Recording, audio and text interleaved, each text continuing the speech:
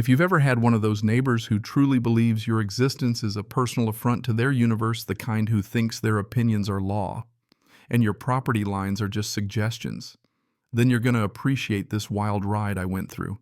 And if you haven't, well, count your blessings and keep listening, because this one is a doozy. Honestly, let me know in the comments where you're tuning in from. I love seeing how far these stories travel. For me, all of this started right in my own backyard here in Charlotte, North Carolina. Name's Arthur Jenkins, retired logistics guy, lived a life built on order and details. Since my wife passed, it's just been me in this house. We poured our hearts into Quiet Street. Settled families, nothing you'd think would spark fireworks. Now I've got this little guest house out back. Built it thinking maybe my mother-in-law would move in one day, but it never happened. Mostly it held old furniture and a half-baked dream of turning it into a workshop. Lately, though, I was thinking about listing it for short-term rentals or making it my home office. A little extra cash never hurts, you know. But first it needed a facelift, paint, new fixtures, and most importantly, security, so I bought a smart lock. One you can run with your phone and a couple of basic security cameras. Nothing fancy, just enough to keep honest folks honest and dishonest ones on camera. Saturday morning I installed the lock. Took me a couple hours, and by noon it looked sharp, sleek black metal against the fresh paint. I was in my zone, tools talking to me like old friends. Just as I'm packing up, I hear the back gate creak open, not a friendly creak either, more like pay attention. And there she was, my neighbor Evelyn Thorne. Late 50s hair, like she'd stuck her head in a jet engine, always looked like she just sucked on a lemon and was figuring out who to blame. We'd barely exchanged more than stiff nods in the past.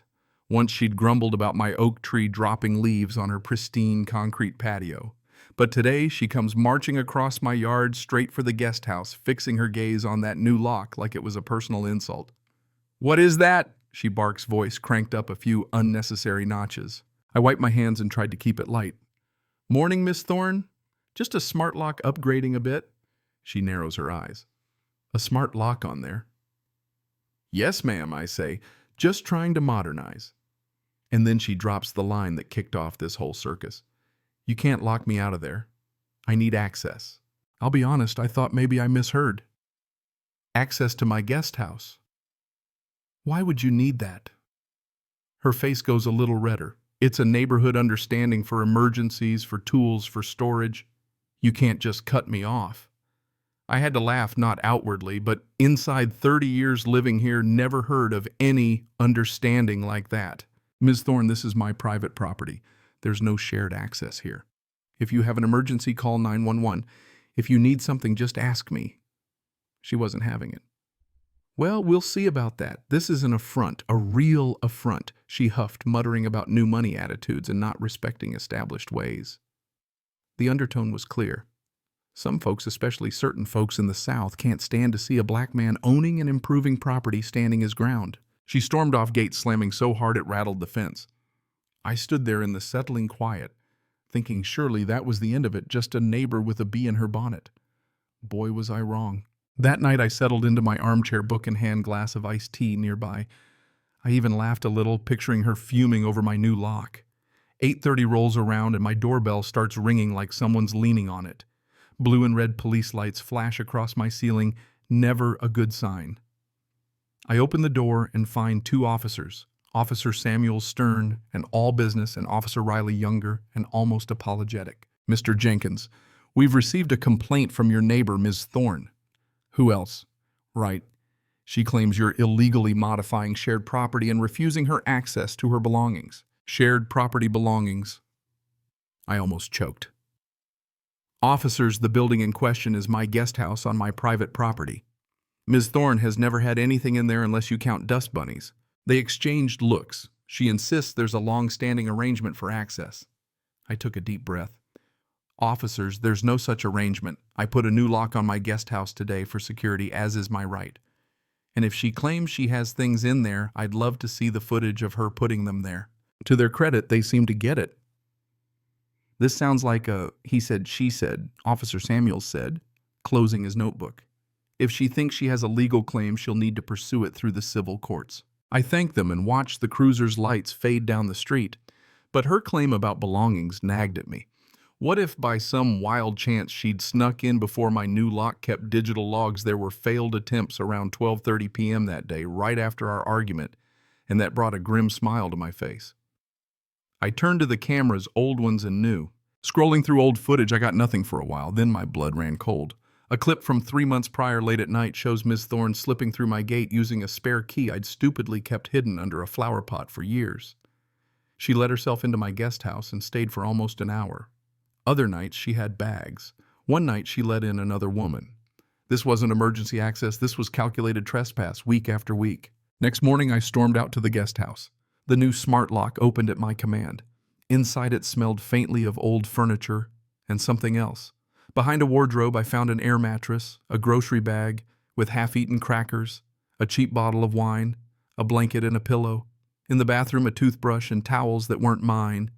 She'd been using my shower, my water, my utilities. The kicker. On the desk a cheap phone charger. In a drawer a little makeup bag. My space had been her secret hideout. And the final twist, the new camera caught her just a week prior ushering in another woman with shopping bags. She wasn't just crashing here, she was playing hostess. I was furious, violated really. This wasn't just a nosy neighbor. This was a full-blown intruder bringing strangers into my home.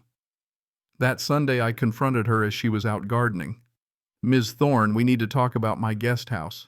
She started ranting about being locked out, about calling the police again, but I cut her off. "I know how you got in. I know about the spare key, the guests, the food, the wine, everything." For a moment I saw fear in her eyes, but it flipped back to fury in a second. "A verbal agreement. You can't evict me."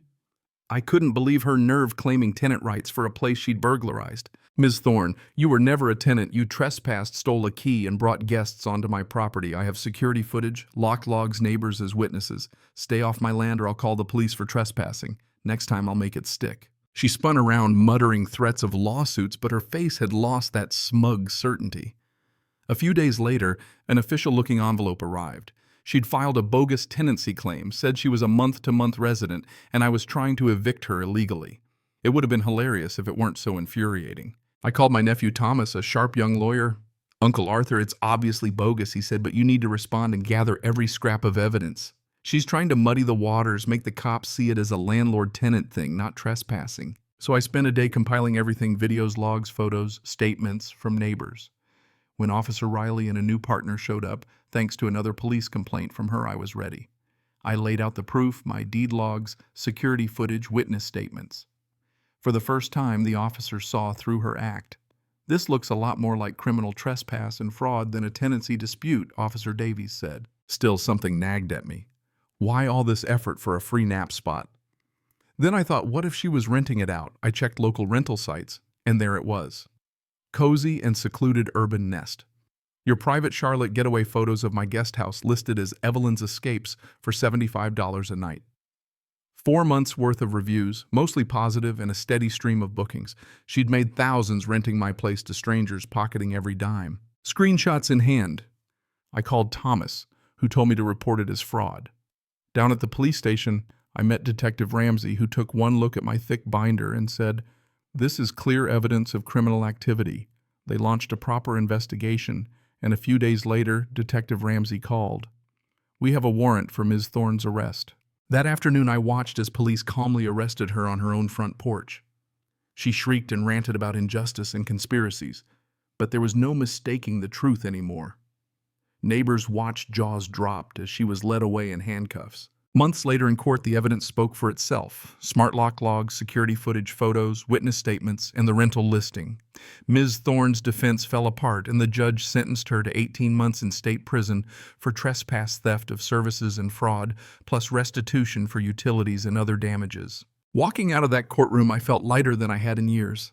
I finally threw a backyard barbecue for the real neighbors, hung a banner that read, "Now available thorn-free guest house, no criminals, trespassers, or unofficial B&B operators." We laughed, ate, and let the past finally slip away. And as a little bonus, I set up a website, a PSA warning about backyard bandits running illegal rentals, just to make sure Evelyn's Escapes became a cautionary tale, not just a neighborhood rumor. These days, my guest house is my peaceful home office, monitored, locked tight, and finally, mine again. So what's the wildest thing a neighbor's ever tried to pull on you? Share your stories. Tell me what you think was justice served, or did it go too far? And don't forget to let me know where you're watching from. Because audacity like this, trust me, it knows no boundaries.